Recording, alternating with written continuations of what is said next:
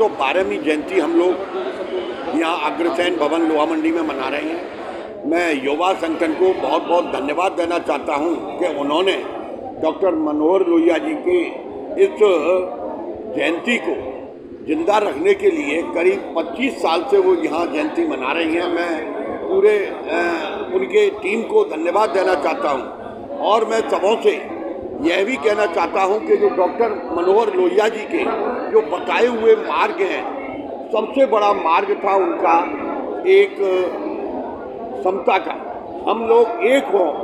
और ये जो समाजवाद का जो नारा दिया था वो उन्होंने ही दिया था, क्योंकि उस समय पर बड़े लोगों में और छोटे लोगों में बहुत ज़्यादा बड़ी खाई थी।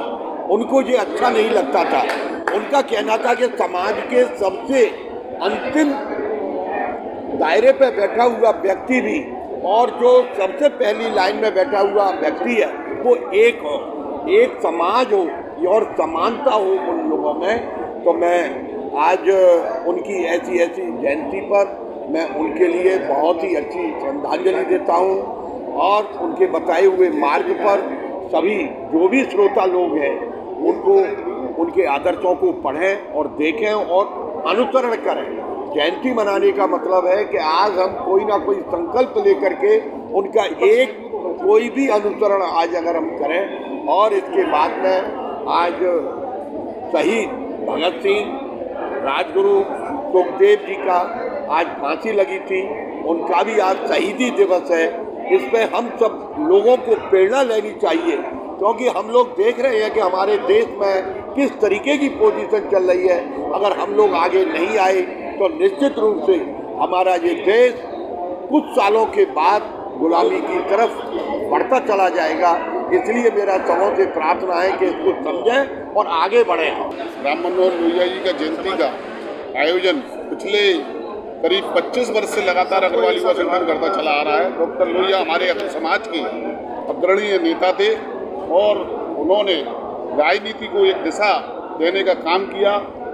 उनकी दिशा को विभिन्न राजनीतिक दल जब वो संसद में बोलते थे तो विभिन्न राजनेता उनका अनुसरण करते थे। आज हम अपने समाज के लोगों से अपील करते हैं कि उनसे प्रेरणा लेकर अपने समाज को आगे बढ़ाएं। जयंती है, 23 मार्च है। हम जयंती को बड़े हर्षोल्लास के साथ मना रहे हैं। 112वीं जयंती पर हम चाहते हैं कि डॉक्टर लोहिया जी के आदर्शों से लोग प्रेरणा लें और प्रेरणा लेकर डॉक्टर लोहिया जैसे लोग बने। डॉक्टर लोहिया हमेशा गरीबों की चिंता करते थे, पिछड़ों की चिंता करते थे, वंचितों की चिंता करते थे। ऐसे लोहिया जो अग्रवाल समाज में पैदा हुए, आज अग्रवाल युवा संगठन उनकी जयंती मना रहा है।